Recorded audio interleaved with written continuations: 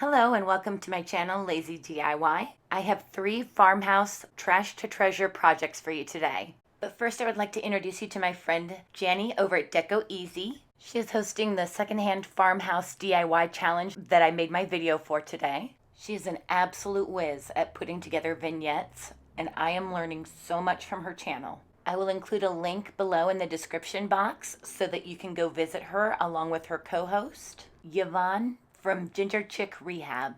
She does lots of thrifted item makeovers, so you know she's a gal after my own heart. After my video, please go check both of them out. You won't be disappointed. I've also included a link to the challenge playlist so that you can see all of the talented ladies that have participated. I'm excited to share mine with you, so let's get straight into project number 1. I thrifted this little copper rooster tin at Goodwill for 49 cents, and I got this little wood tray there as well for $3.29. If you are interested in seeing that thrifting trip, my Thrift With Me video is coming out later this week. You can hit subscribe and hit the little notification bell, and you'll be notified as soon as it's uploaded. I'm adding hot glue to the back of the tin, and I'm just gonna turn it over and glue it down to the tray.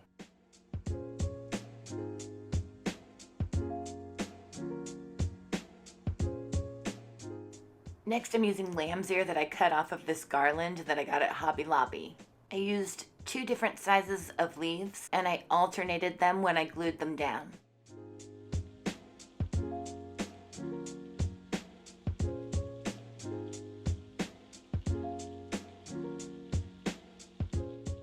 This buffalo check pattern ribbon is also from Hobby Lobby. It's normally $1.99, but I got it half off. I used a small piece of ribbon to add a little bow to the top of the tin.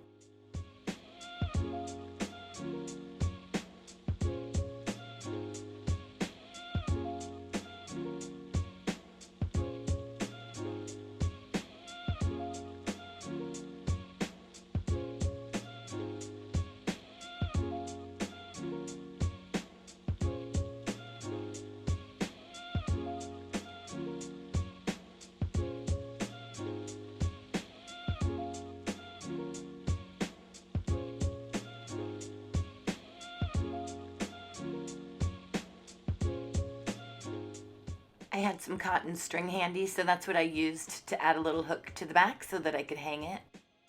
This cute little plaque is going in my kitchen, which I am redecorating in copper and wood.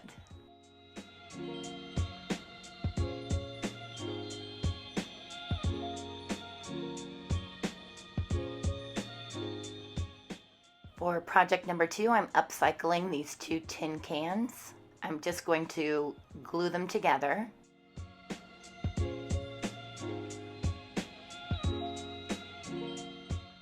This buffalo plaid paper is from Joann's Fabrics, and I'll be using Mod Podge to wrap it around the tin cans.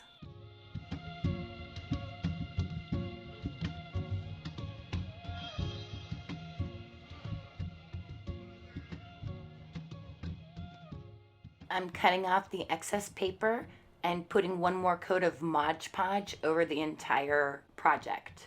This little wood round is from Dollar Tree, and since there's a little hole in it, I fill it with hot glue before I paint.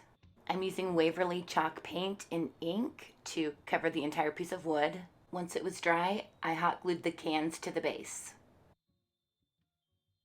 For the next part of this project, I have wood beads that I got at Dollar Tree and painted with the same paint, and then I'm just gluing them onto the bottom all the way around.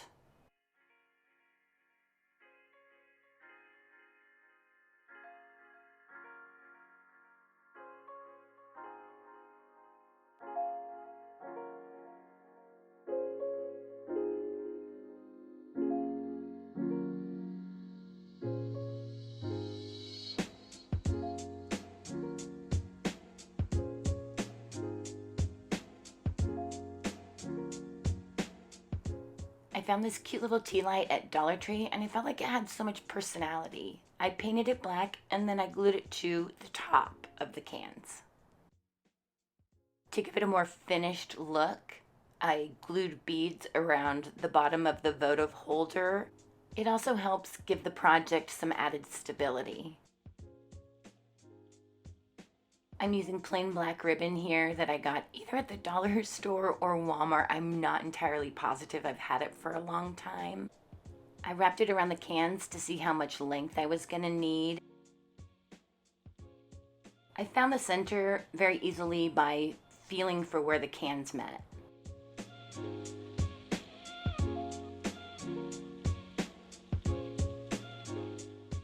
I crisscrossed the ribbon and just used the tiniest little dab of glue because I didn't want it to puff up. These chalkboard labels are from Tuesday Morning. I've had them for quite some time, but you can find something like it at any craft store.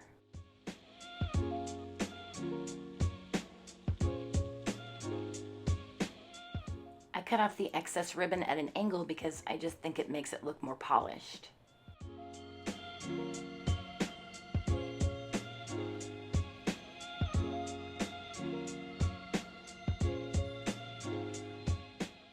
This little lamb is from a bag of plastic farm animals, and it's a children's toy in the children's section at Dollar Tree.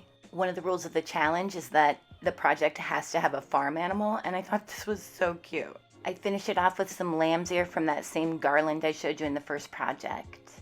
For this third project, I'll be using up my leftover Easter eggs. I used the same chalk paint from the previous projects to paint these eggs. These feathers were in my stash. They're from Michael's.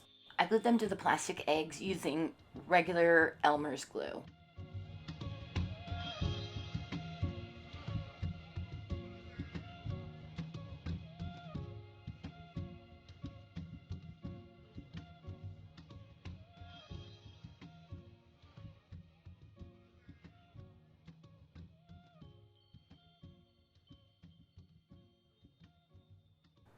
Next I used the same black ribbon from project number 2, and I just glued it all the way around the middle of the egg where the seam was.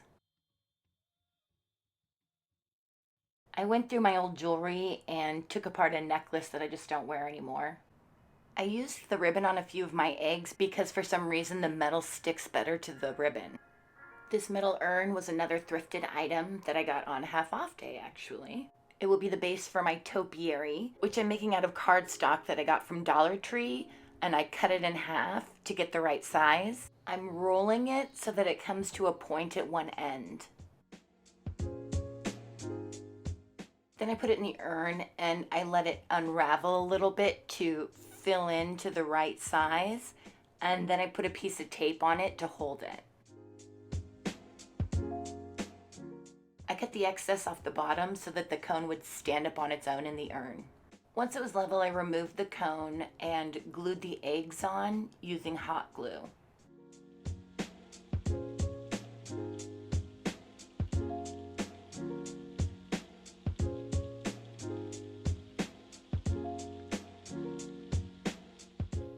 This is much easier to do with the cone laying down sideways, but I wanted to make sure that you could see.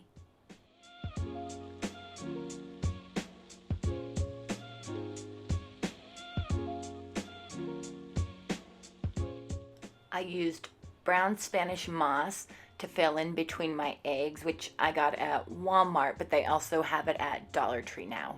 I used good old-fashioned Elmer's glue to glue on the moss because it really does grab and hold the moss right away, and there's just no need for me to risk burning my fingers doing this. I worked in little sections at a time and pushed it in really good and just used the Elmer's glue again on top and added more where I needed to.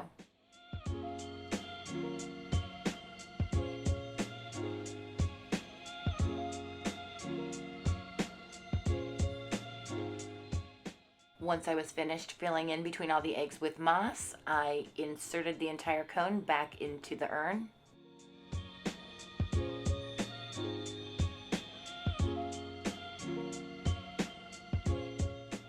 I finished off the topiary by gluing a clump of moss to the very top.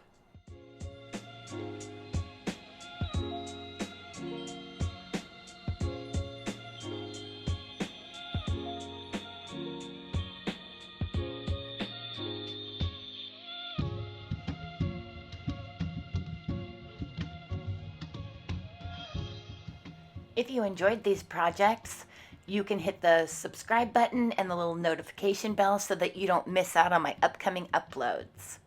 Thank you so much for joining me, and I'll see you soon.